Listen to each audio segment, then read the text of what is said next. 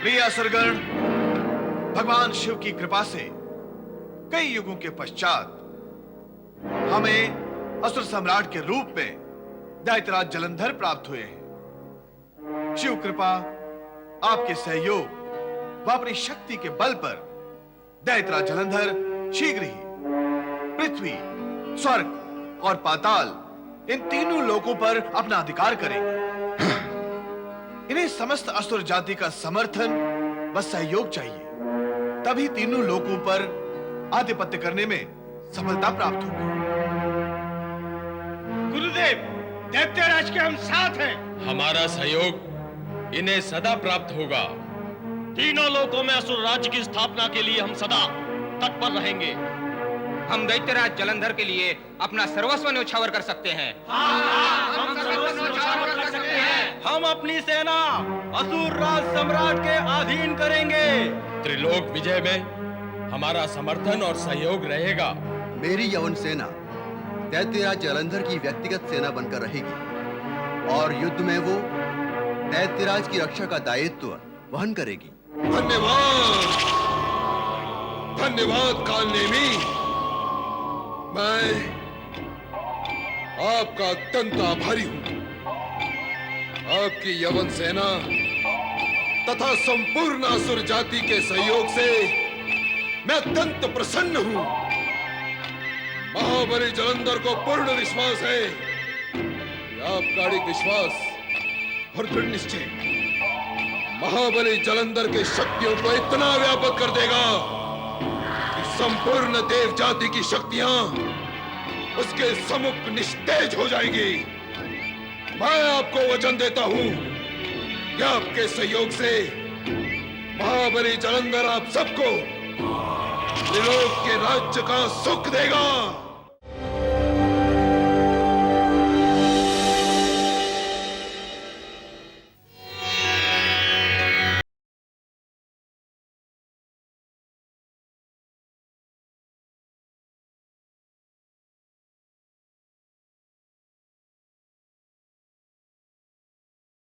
ओम नमः शिवाय।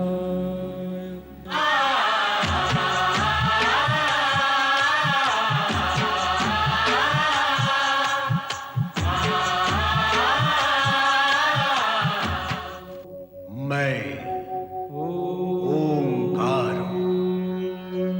सृष्टि के आरंभ से समूची ब्रह्मांड और प्राणी मात्र के हृदय में एक सात्विक और दिव्य धार हूं।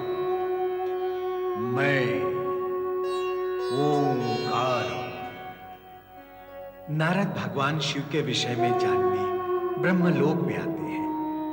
ब्रह्मा जी नारद और सरस्वती दोनों की जिज्ञासा का समाधान करते हैं। गुरु बृहस्पति शिवोपासना में निमग्न होने के कारण देव सभा में उपस्थित नहीं हो सके, तो देवराज इंद्र ने क्रोधित होकर उन्हें बुलवाया। तत्पश्चात स्वयं वहां पहुंचकर गुरु से तर्क वितर्क करके अपनी श्रेष्ठता सिद्ध करने के लिए शिव से निर्णय लेने कैलाश पर पहुंचे, किंतु अवधूत के रूप में शिव का अपमान करने लगे। गुरु बृहस्पति ने शिव से प्रार्थना कर उनकी रक्षा की। अपने क्रोध की ज्वाला को शिव ने समेटकर सागर में फेंक दिया। जहां पति परमेश्वराय नमो नमः। स्वामी, हे अंतर्यामी, अपनी आंखें खोलिए। हे भोलेनाथ, हे जगतपति, कृपया आप अपनी आंखें खोलिए। हे महादेव, हे शिव शंकर, कृपा करके हमारी पुकार सुनिए।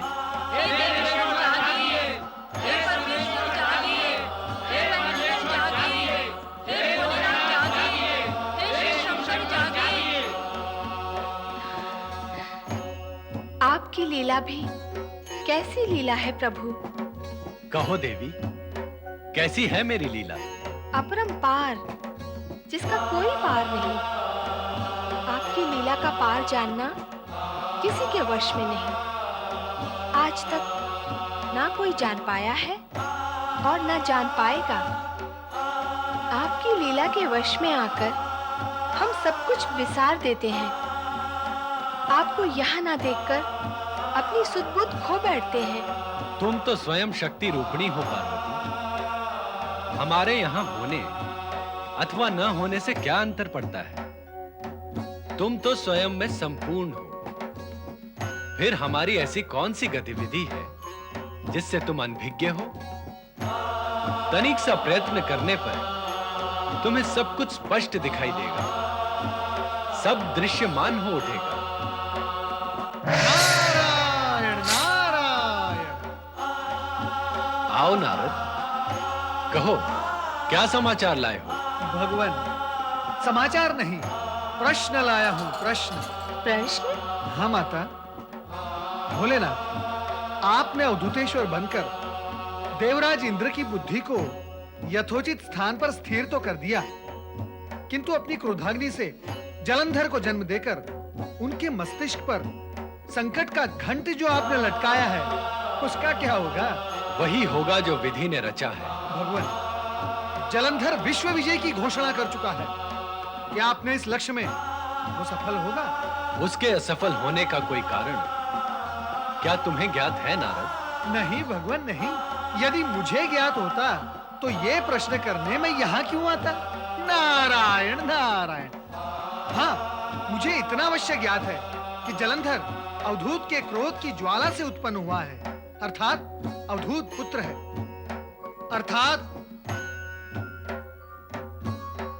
अर्थात वो अत्यधिक शक्तिशाली है।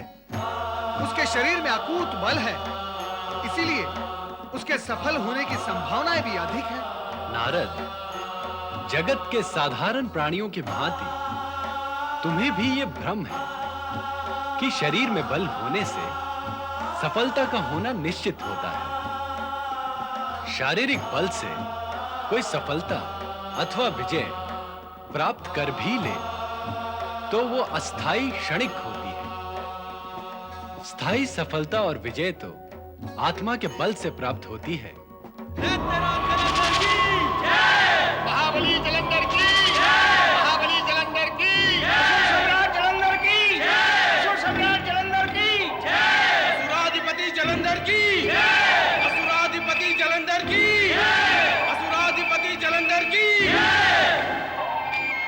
प्रिय असुरगण, भगवान शिव की कृपा से कई युगों के पश्चात हमें असुर सम्राट के रूप में दैत्यराज जलंधर प्राप्त हुए हैं। शिव कृपा, आपके सहयोग व अपनी शक्ति के बल पर दैत्यराज जलंधर शीघ्र ही पृथ्वी, स्वर्ग और पाताल इन तीनों लोकों पर अपना अधिकार करेंगे। इन्हें समस्त असुर जाति का समर्थन व सहयोग चाहिए, तभी तीनों लोकों पर आधिपत्य करने में सफलता प्राप्त होगी। गुरुदेव, दैत्यराज के हम साथ हैं। हमारा सहयोग इन्हें सदा प्राप्त होगा। तीनों लोकों में असुर राज्य की स्थापना के लिए हम सदा तत्पर रहेंगे। हम दैत्यराज जलंधर के लिए अपना सर्वस्व न्योछावर कर सकते हैं। हम सर्वस्व न्योछावर कर सकते हैं। हम अपनी सेना असुर राज सम्राट के अधीन करेंगे। त्रिलोक विजय में हमारा समर्थन और सहयोग रहेगा।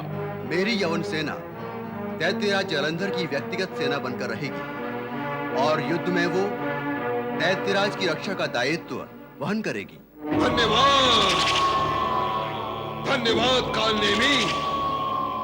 मैं आपका अत्यंत आभारी हूं। आपकी यवन सेना तथा संपूर्ण असुर जाति के सहयोग से मैं अत्यंत प्रसन्न हूं। महाबली जलंधर को पूर्ण विश्वास है कि आपका अड़िग विश्वास और दृढ़ निश्चय महाबली जलंधर के शक्तियों को इतना व्यापक कर देगा कि संपूर्ण देव जाति की शक्तियां उसके सम्मुख निस्तेज हो जाएगी। मैं आपको वचन देता हूं कि आपके सहयोग से महाबली जलंधर आप सबको त्रिलोक के राज्य का सुख देगा। शिव तेज से उत्पन्न अहंकारी जलंधर त्रिलोक विजय का स्वप्न तो देखने लगा, किंतु ब्रह्मांड की रचनाकार भोलेनाथ की रचना में अहंकारी का गर्व तो कभी महिमा मंडित होता ही नहीं। वे तो उसी प्राणी पर दयालु होते हैं जो विनम्र भक्त और लोकहित चिंतक होता है। जैसे ये नारीश्वर जो उनकी भक्ति में समर्पित होकर समूचे वातावरण को पंचाक्षरी मंत्र से गुंजायमान कर रही है।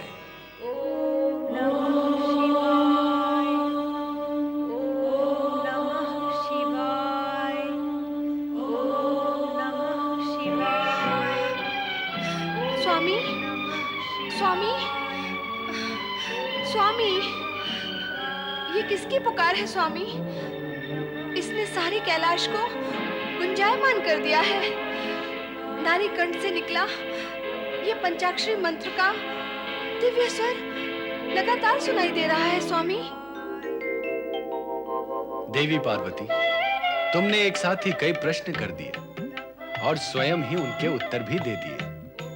पुकार किसकी है इसका ज्ञान तो तुम्हें हो ही गया कि किसी नारी कंठ से निकले स्वर किसी नारी के ही हो सकते हैं।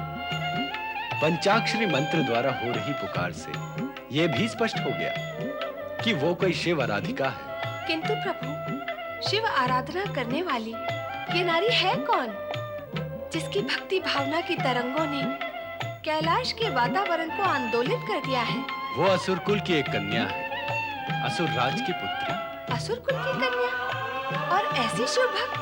हाँ, उसके शरीर ने असुर कुल में जन्म अवश्य लिया है, किंतु उसकी आत्मा जन्म जन्मांतर से शिव भक्ति में लिप्त होकर शिवमय हो चुकी है। ऐसे समर्पित भक्तों के भक्तिपूर्ण स्वर कैलाश ही क्या संपूर्ण सृष्टि और ब्रह्मांड को आंदोलित करने की क्षमता रखते हैं। देवी प्रभु, आपने इतना कुछ बताया, किंतु मेरा मूल प्रश्न तो वही है जहाँ था। इस असुर कन्या का नाम क्या है? वृंदा।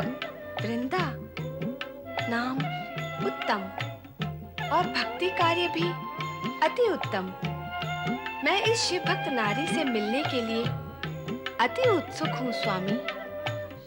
इसकी आराधना का प्रत्युत्तर देने तो आपको जाना ही होगा। अर्थात तुम भी साथ जाना चाहती हो? हाँ स्वामी। किंतु हम वहां नहीं जा रहे हैं। ऐसा क्यों प्रभु?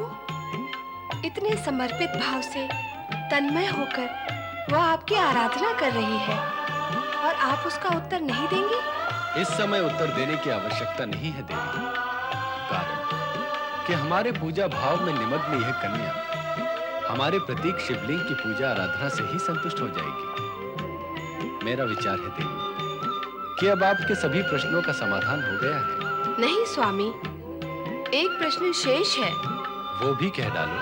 असुर कुल में तो हिंसा, क्रूरता, अनाचार, अत्याचार, हरण, अपहरण करने की ही वृत्ति और प्रचलन है। फिर ऐसी भक्ति भाव वाली कन्या का जन्म किसी भक्त के कुल में न होकर असुर कुल में क्यों हुआ प्रभु? प्रकृति के लिए संतुलन बनाए रखना आवश्यक होता है।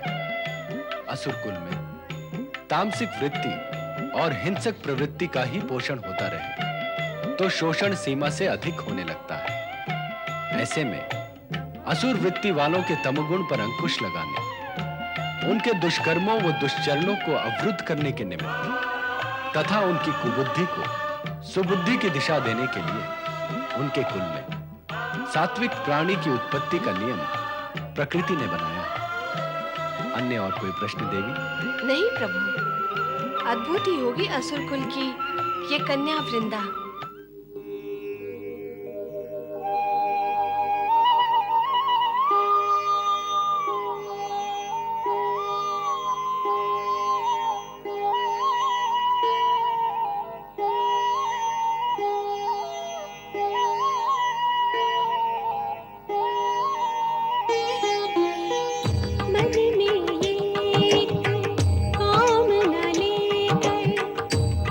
आपको शीश न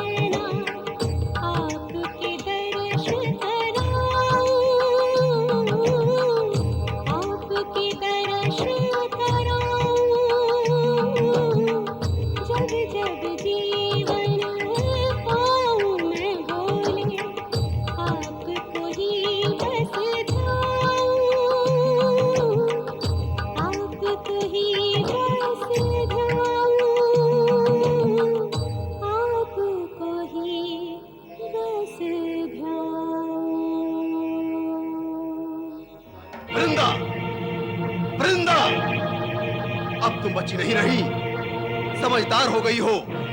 तुम्हारी ये भक्ति लीला और शिव भक्ति राक्षस कुल के लिए शोभनीय नहीं है।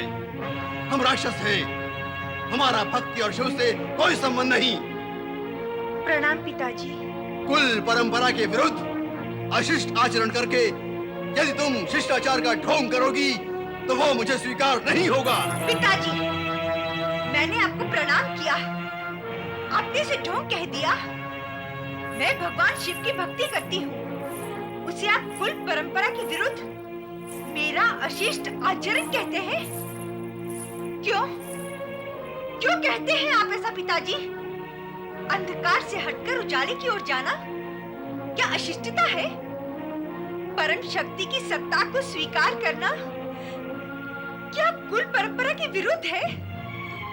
भगवान शिव की चरण में जाकर अपना दुर्बल मन निर्मल बनाना क्या अनुचित है पिताजी? वृंदा, मत भूल कि तू अपने पिता के सामने खड़ी है, और ये भी मत भूल कि मैं कोई निरा बालक नहीं और तू कोई ऋषि मुनि महात्मा नहीं जो मुझे ज्ञान के घूंट पिलाने लगे।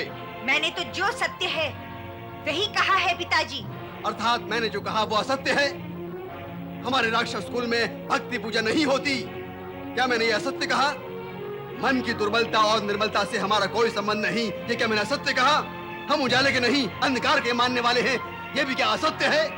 सत्य तो है, किंतु अत्यंत कटु, अनुचित, अप्रिय, कष्टकारी और पीड़ाकारी सत्य है, मानव विरोधी है। ऐसे अशुभ और अमंगलकारी सत्य के पाश से मुक्त होने में ही कल्याण है पिताजी। वृंदा, तो तू मुझे अब गुरु ज्ञान देगी, मेरी पुत्री मुझे मंगल अमंगल का पाठ पढ़ाएगी। अब तेरे कहने से हम अपनी परंपराएं छोड़ देंगे। देव और दानों के सारे मतभेद भुलाकर वो करें जो तू करती है। भेद तो आरंभ से है और अंत तक रहेगा। इस भेद को भेदा नहीं जा सकता पिताजी। कौन भेदेगा? हमारा जन्म ही तो दानव कुल में हुआ है। हम मानव जैसे विचार और आचरण कैसे कर सकते हैं? कर तो सकते हैं यदि सत्यता पूर्वक इस सत्य को मान ले कि देव, दानव, मानव सभी का जन्म परम शक्ति सदाशिव की कृपा से ही हुआ है। किंतु पिताजी, सत्य मन बुद्धि के कक्ष में तभी प्रवेश करता है जब असत्य वहां से बाहर निकल आए। देख रहा हूँ कि तुम्हारी उद्दंडता बढ़ती चली जा रही है। शिव भक्ति के फेर में पड़कर अब तो तुम्हें अपने पिता का अपमान करने में भी संकोच नहीं होता। नहीं पिताजी नहीं, आप मेरे पूज्य हैं। आपका अपमान करने का विचार तो मेरी कल्पना का स्पर्श भी नहीं कर सकता। मैं तो केवल ये कह रही थी कि प्राण चाहे जिस रूप के शरीर में हो, वो परम तत्व ओम का ही अंश होता है। देव, दानव, मानव के भीतर जो स्पंदन होता है वो भगवान शिव। बस वृंदा, बस, बहुत हुआ, बहुत कह लिया तुमने और बहुत सुन लिया हमने। तुम शिव भक्ति द्वारा यहाँ के पूरे वातावरण को दूषित करके राक्षसों को मानवीय गुण और भक्ति का राग सुनाकर उन्हें कायर बनाने का प्रयत्न कर रही हो। ऐसा हम कदापि नहीं होने देंगे। आपने अपना निर्णय सुना दिया ना पिताजी। अब मेरा निर्णय भी सुन लें। आप मेरे पिता हैं केवल इस जन्म के। क्या? हाँ, यही सत्य है। आपके भवन में मेरा जन्म हुआ है। इतना ही आपका मेरा परिचय है पिता पुत्री के नाते। इस जन्म में केवल मेरा शरीर ही आपको पुत्री के रूप में प्राप्त हुआ है, किंतु भगवान शिव तो मेरी बुद्धि और आत्मा के पिता न जाने कब से हैं और अनंत काल तक रहेंगे। इसलिए मेरा निर्णय है कि उन भगवान शिव के प्रति प्रतिबद्ध रहकर सदा ओम नमः शिवाय का जाप करती रहूंगी। हमारी अवज्ञा करने का परिणाम जानती हो तुम? हम तुम्हारे प्राण हर लेंगे। नहीं, प्राण हरना आपके वश में नहीं है और प्राणों पर आपका अधिकार है भी नहीं। वो तो भगवान शिव की संपत्ति है। आप तो केवल शरीर हर सकते हैं, किंतु उसको समाप्त करना भी शिव इच्छा के बिना संभव नहीं हो सकेगा। और वे ऐसी अप्रिय इच्छा अपने भक्तों के लिए कभी नहीं करते, कभी नहीं। शिव इच्छा, शिव इच्छा। अरे तू तो मेरी पुत्री है, पुत्री, और मैं तेरा पिता हूँ, पिता। एक पिता होकर मैं अपनी पुत्री के प्राण कैसे हर सकता हूँ, कैसे हर सकता हूँ?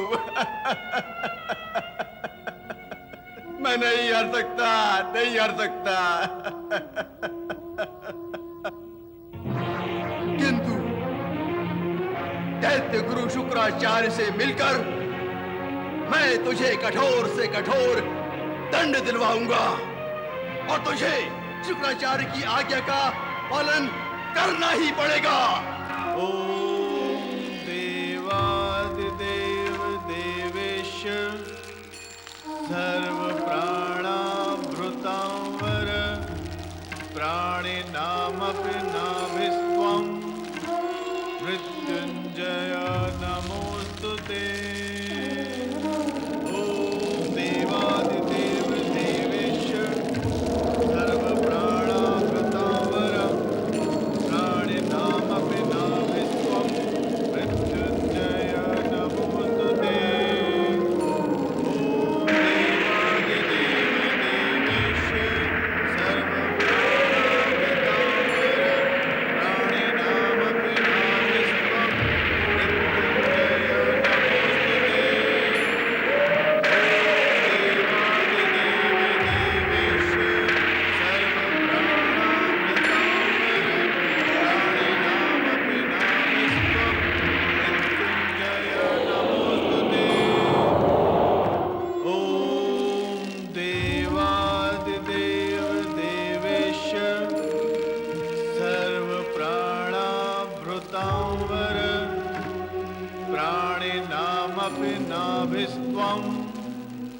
मृत्युंजय नमोस्तुते। ओम देवादिदेव देवेश सर्व प्राणाभृतांवर प्राणिनामपि नाभिस्त्वं मृत्युंजय नमोस्तुते।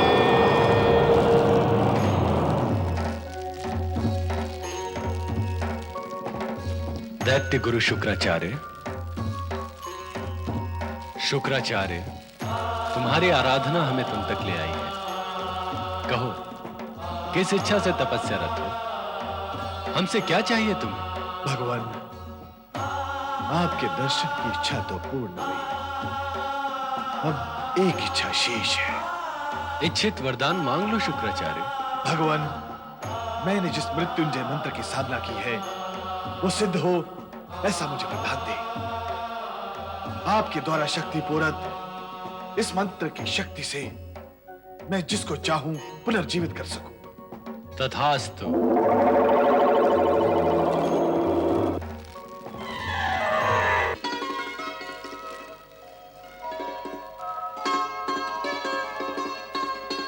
मुझे मृत्युंजय सिद्धि प्राप्त हुई है। अब मैं दैत्यराज जालंधर को अवश्य ही विश्व विजय प्राप्त करवा सकूंगा। अब ब्रह्मांड की कोई शक्ति मुझे त्रिलोक में असुरों का साम्राज्य स्थापित करने से नहीं रोक सकती, नहीं रोक सकती। दैत्य गुरु शुक्राचार्य को प्रणाम। ये मेरी पुत्री वृंदा। गुरुर्ब्रह्मा गुरुर्विष्णु गुरुर्देवो महेश्वरा गुरुर्साक्षात् परब्रह्म तस्मै श्री गुरुवे नमः। आयुष्मान भव। दैत्य गुरु, देखा ना, आपको प्रणाम करने में भी ये देवताओं का नाम लेना नहीं भूलती। एक राक्षस कन्या होकर राक्षस धर्म से ही विद्रोह कर रही है। मेरी आज्ञा का विरोध कर ये शिव भक्ति में लीन रहती है। आप इसे राक्षस धर्म समझाएं और आज्ञा दें कि ये शिव भक्ति को त्याग दे, और फिर भी न माने तो आप इसे कठोर से कठोर दंड अवश्य दें। काल ने अनावश्यक क्रोध बुद्धि को शून्य बना देता है, चाहे वो देव हो, दानव हो या मानव। इतना सदा स्मरण रखना कि किसी भी सिद्धि को प्राप्त करने के लिए देव कृपा की आवश्यकता होती है, और वो त्रिदेव हैं ब्रह्मा, विष्णु और महेश। तुम ये कैसे भूल गए कि दैत्य गुरु होने पर भी हम शिव आराधक हैं। भगवान शिव की आराधना करके उनकी कृपा प्राप्त कर हमने मृत्युंजय मंत्र की सिद्धि की है। उस मंत्र से हम किसी भी मृत प्राणी को जीवित कर सकते हैं। ऐसे महान महादेव की भक्ति से वृंदा को रोककर तुम घोर अपराध कर रहे हो कालनेमी। हम तुम्हारा ये शिवद्रोह कभी क्षमा नहीं करेंगे। ऐसा अज्ञानवश हो गए दैत्य गुरु, मुझे क्षमा करें। हम तो क्षमादान कर ही देंगे कालनेमी, किंतु अब शीघ्र ही तुम्हें कन्यादान करना होगा। अब हम अधिक समय तक वृंदा को तुम्हारे साथ नहीं रहने देंगे। हमने निश्चय कर लिया है कि अब शीघ्र ही इसका विवाह शिवांशी असुरराज जालंधर से कर देंगे, ताकि इसको तुम्हारी कटुवाणी, व्यंग्यवाद व प्रहार न सहने पड़े। नहीं दैत्य गुरु, नहीं, अब ऐसा नहीं होगा। आपने तो हमें शुभ समाचार सुनाया है। मेरी पुत्री के लिए योग्य वर का चुनाव करके आपने हम दोनों पर उपकार किया है। आपने मुझे चिंता मुक्त कर दिया। अब हम इस विवाह का प्रस्ताव लेकर जालंधर के पास जाएंगे। पिताजी, देखा आपने, शिव इच्छा से शिव आराधक ने मेरी रक्षा कैसे की। उनकी कृपा, उनकी माया और उनकी लीला अनंत है। ओम नमः शिवाय। ओम नमः शिवाय। शिव इच्छा से शिव आराधक दैत्य गुरु शुक्राचार्य काल नेमी की पुत्री वृंदा के विवाह का प्रस्ताव लेकर महाबली जालंधर से भेंट करने हेतु प्रस्थान कर गए। किंतु जालंधर के कारण वैकुंठ लोक में माता लक्ष्मी अत्यंत चिंताग्रस्त हैं। क्या बात है देवी? जगत में समृद्धि की देवी जानी मानी जाती हो, फिर भी तुम्हारा मुख चिंताग्रस्त क्यों है? कोई विशेष कारण नहीं है स्वामी। विशेष ना सही, साधारण कारण क्या है? तुम्हें तो ज्ञात है कि संसार में किसी के भी मन का रहस्य हमसे छुपा नहीं है। यदि ऐसा है तो प्रश्न करने की आवश्यकता ही क्या है? बिना प्रश्न किए ही मन का रहस्य जान लीजिए, और आप हमें भी बताइए कि आपने क्या जाना है। देवी, तुम्हारी चिंता का कारण यह है कि अचानक एक शक्तिशाली असुर पुनः उत्पन्न हो गया है। वो तीनों लोकों में उपद्रव उत्पन्न अवश्य करेगा तथा समृद्धिवान प्राणीजनों को कष्ट देगा, धर्मात्माओं के लिए भी संकट उत्पन्न करेगा और देवताओं को भी पीड़ित करेगा। अर्थात सृष्टि की संतुलित व्यवस्था में बाधक बनकर वे उसे असंतुलित करेगा। स्वामी, आपने मेरी मन की आशंका को जान लिया है।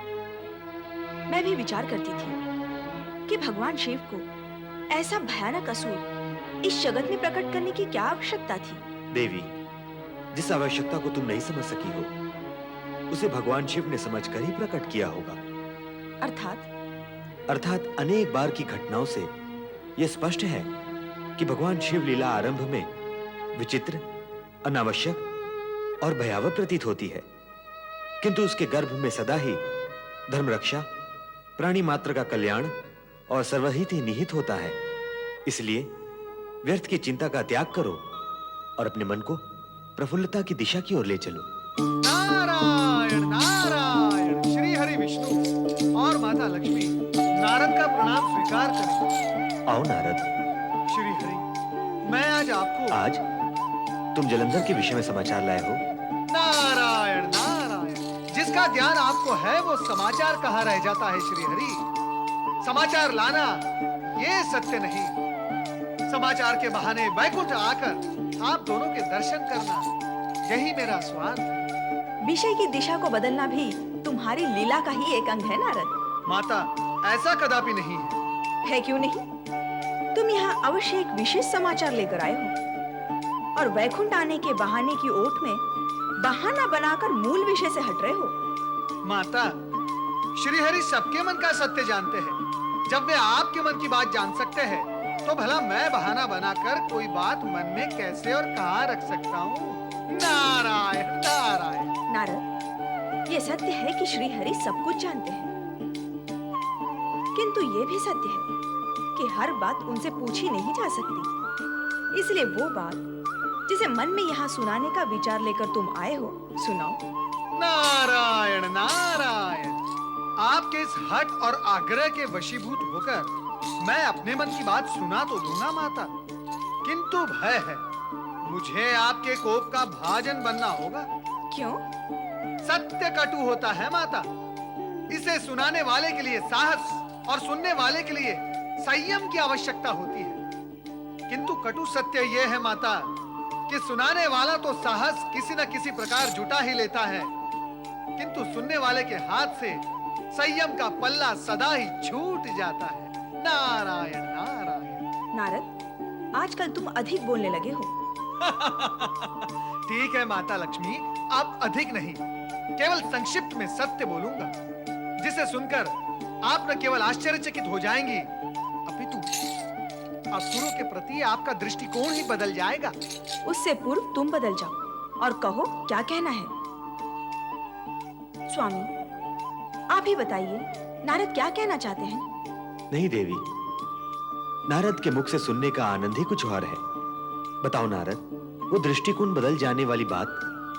तो सुनो माता, असुरराज जलंधर आपका छोटा भाई है, अर्थात आप उसके कल्याण के विषय में विचार करें, विनाश के विषय में नहीं। नारद, अपने बड़ों से विनोद और हास परिहास अपनी मर्यादा की सीमा में रहकर ही करना चाहिए। क्षमा माता क्षमा, परंतु मैंने ऐसा क्या कह दिया? असुर जाति में मेरी गणना करके ये पूछ रहे हो कि क्या कह दिया? नहीं नहीं नहीं नहीं माता, नहीं नहीं, मैंने ऐसा तो नहीं कहा। असुर राज जलंधर को मेरा भाई कहने का क्या स्पष्ट अर्थ ये नहीं हुआ कि मैं भी असुर हूँ? नहीं। और स्वामी, आप भी ऐसा अप्रिय विनोद मौन रहकर सुन और सहन कर रहे हैं? सत्य तो मौन रहकर ही सुना जाता है देवी, विरोध तो असत्य का किया जाता है। स्वामी, आप भी नारद की बातों में आ गए। तर्क वितर्क की सारी संभावनाएं इस सत्य के नीचे दब गई हैं देवी, कि जलंधर तुम्हारा छोटा भाई ही है। ये आप क्या कह रहे हैं स्वामी? ऐसा कैसे हो सकता है? ऐसा ही है देवी, तुम्हारा जन्म सागर मंथन के समय समुद्र के गर्भ से ही हुआ था।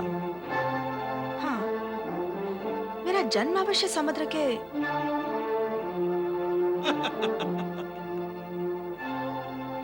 जलंधर का जन्म भी समुद्र से ही हुआ है, अर्थात समुद्र ही तुम दोनों के पिता हैं। अब आप ही बताएं माता लक्ष्मी कि आप जलंधर की बहन हैं अथवा नहीं। नारायण नारायण, जिसे आप मेरा अप्रिय विनोद समझ रही थी माता, वही अटूट सत्य निकला।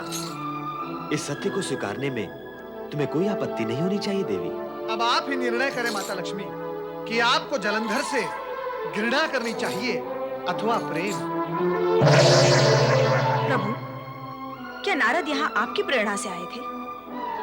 जगत के सारे कार्य कहीं ना कहीं किसी न किसी से प्रेरित होकर ही होते हैं।